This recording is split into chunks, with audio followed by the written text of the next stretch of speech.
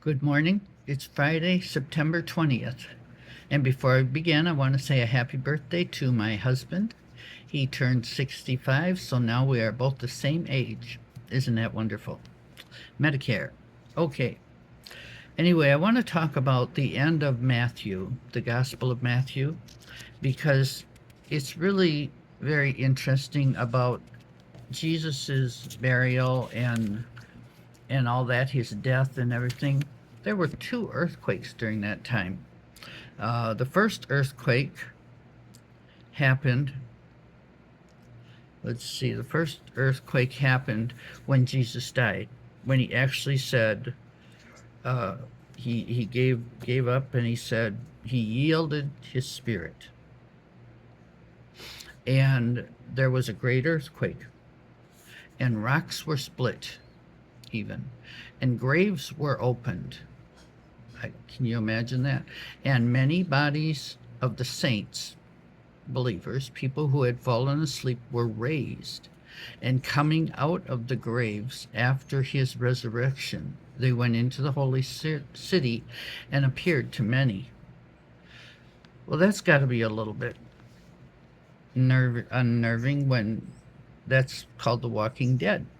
They came out, and I don't know, it doesn't tell a lot about that, but it is a fact that that happened. So then a rich man named Joseph, he went to Pilate and he asked for the body of Jesus. Now, maybe because he was rich, Pilate said he could have him. He commanded the body be given to him.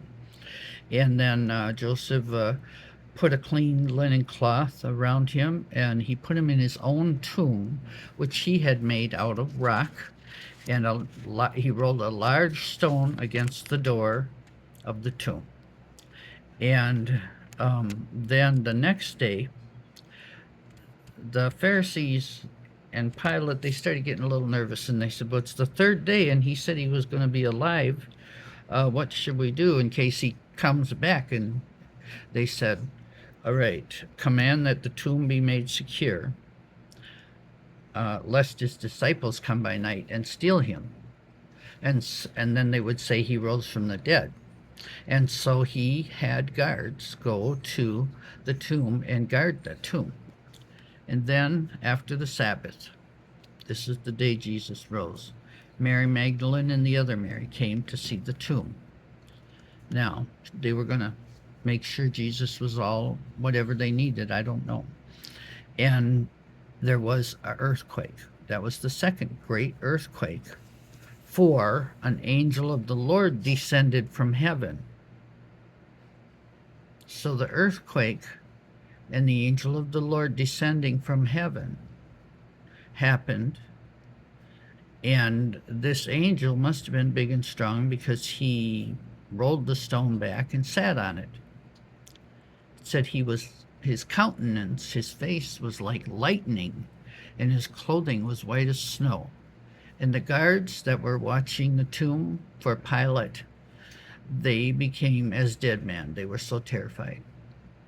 But the angel said to the women, don't be afraid. I know you look for Jesus, and he's not here. Come and see the place where the Lord lay. He didn't open the tomb so Jesus could come out. Jesus had already risen. He opened the tomb so that people could see proof that Jesus was not there. And so they got the message, okay, and so they went back. And then at the very end of Mark, the last thing Jesus says to his disciples, he said, go into all the world and preach the gospel to every creature. Why doesn't he say person? Well, every person, every creature. I think I'm going to have to preach to my dog, Rosie. But it says, he who believes and is baptized will be saved, but he who does not believe will be condemned. And these signs will follow those who believe. In my name they can cast out demons. They will speak with new tongues. They will take up serpents, and if they drink anything deadly, it'll by no means hurt them. They will lay hands on the sick and they will recover. Those who believe will do that, will be able to do that. They can call on the Holy Spirit. The Holy Spirit can do anything. It's miracles when it happens, and it's not every day that you see something like that. But the power of God is limitless, and He can do anything. So, anyway, just wanted to talk about that a little bit. That's only in the Gospel of Mark.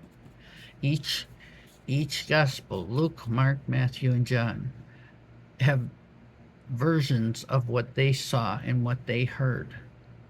And so each one's a little bit different because they each perceived, they were each given different directions to show us. So just think about all that. That's enough for a weekend, don't you think? You have a great weekend. Pray that my husband has a happy birthday. And God bless you.